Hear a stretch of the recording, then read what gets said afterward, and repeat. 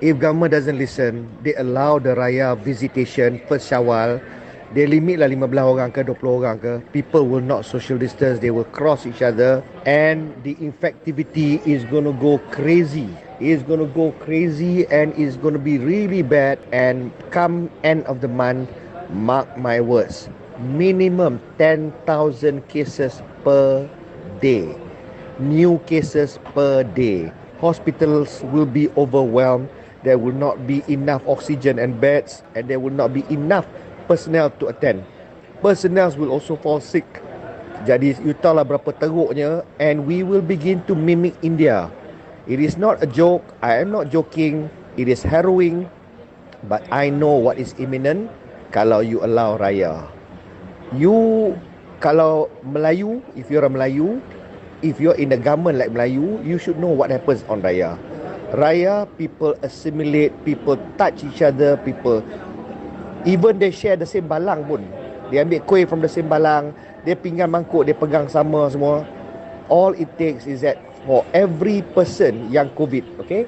You mungkin assume your relatives tak ada COVID lah, But now you tengok, kalau every day, daily cases is 3,000 something, incubation is about 14 days.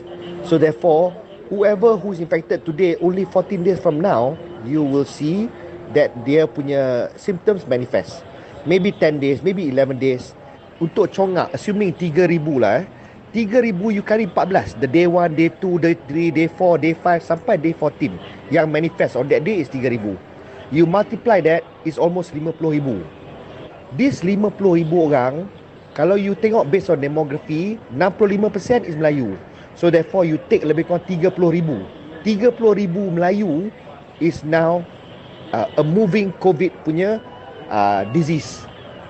These Melayus will also raya. Dia akan raya. So this 30,000 orang is going to go visiting their relatives and their parents. And those people will in turn visit their relatives and parents and friends on the first day of raya itself. So can you imagine, there will be a new source of spread by 30,000 separate independent sources infecting people on raya, and that will be multiplying exponentially. Can you imagine now, by the first day sampai middle raya, you can buat lah apa SOP, people will still beraya.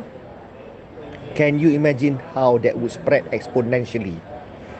The problem with COVID is because it takes long to manifest.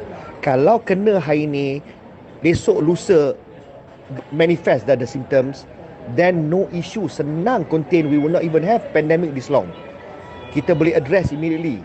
Tapi the fact that they incubate yang lama, while it's incubating, you can spread. So you are not even sick. On the 14th day baru you going to become sick. Tapi that 13 days you boleh spread kat orang dah. You go everywhere. And in turn, when you spread on your first day, that person yang kena tu from you, dia pun dah start dia punya first day, dia pun dah boleh spread kat orang dah. So therefore, within 14 days, you can have 14 generations of spreading. Jadi, this is why you need to make sure that raya is some kind of a lockdown. Raya lah seorang-seorang kat rumah. Because I'm telling you, it is horrific, it is worrying. I am not exaggerating and overreacting. Raya will be a pandemonium. Memang the cluster will manifest, and you tak percaya, tengoklah 15 hari into raya, mid raya, which is roughly end of this month, 10,000 busuk-busuk 10,000 cases, new cases per day. And people will be without beds, people will be quarantining at home. And yang mana teruk, tak cukup breathing machines. So people will die because there's no facilities. Do we really want to see our fellow Malaysians, or even our family, or even ourselves dying like the poor Indians are suffering in India? This raya thing can make this happen.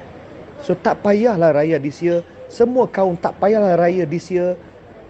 Tahan sikit, have willpower, restrain, and let's bring the pandemic down to an acceptable level and maintain one single MCO. Tak payah ada RMCO, CMCO. Which country do that? You have only one MCO, one rule.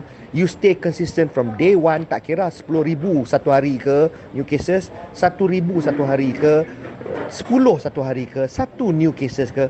It should be the same MCO everywhere, every state, all the time from start until we win this war against the virus.